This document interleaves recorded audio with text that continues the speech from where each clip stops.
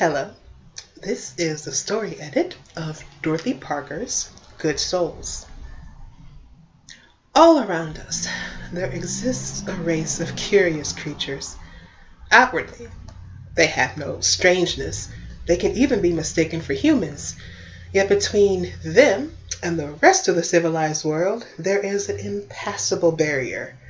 Though they live in the very thick of the human race, they are forever isolated from it. They are good souls. The pity is that they are wholly unaware of their condition. A good soul thinks he is just like everyone else, and nothing can convince him otherwise. It is heartrending to see him unconscious of his terrible plight. The most he can receive from the world is a praising with faint damps. Yet he firmly believes that everything is all right with him. There is no accounting for good souls. They spring up anywhere. There is scarcely a family without at least one good soul somewhere in it at the present moment. Maybe in the form of an elderly aunt, an unmarried sister, an unsuccessful brother. No household is complete without one. The good soul begins early. He which so shines of his condition in extreme youth. He is a child that all the other children make it in their games. The child that has his candy snatched and eaten before his eyes. The dear pet whose precious toys are borrowed for indefinite periods by other youngsters and returned in fragments. He is the receiver of every possible prank. Mark that child well. He is going to be a good soul when he grows up. When he is under discussion, someone will say, "Well, he means well anyway."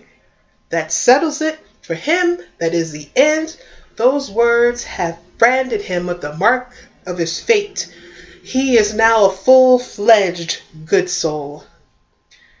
The activities of the adult version are something very familiar.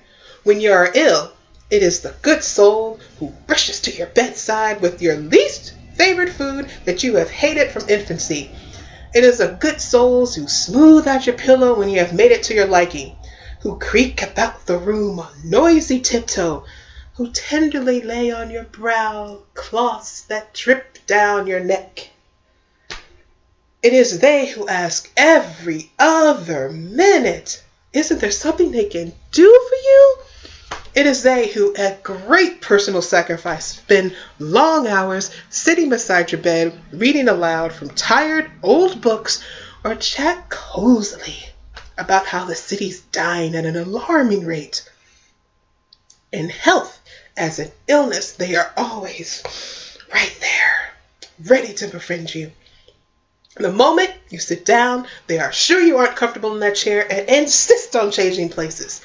It is the good souls who take away your perfectly made tea and return it a sugary and pale stranger. And of course, their great food is better than yours, and you have to be restrained, almost forcibly, from exchanging with you. In a restaurant, should the waiter bring the wrong item, they will choke it down with a little wistful smile. At the theater, it continues. They worry audibly through the performance about their being able to see better than you until you grant their request and change seats with them.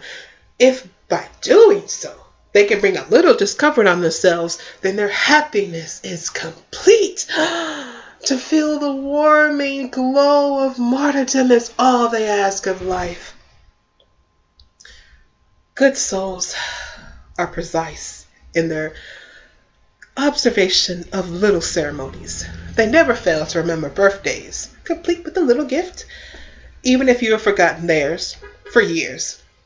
The same is true on Christmas. When they go on vacation, even overnight, they send postcards to all their acquaintances featuring important buildings.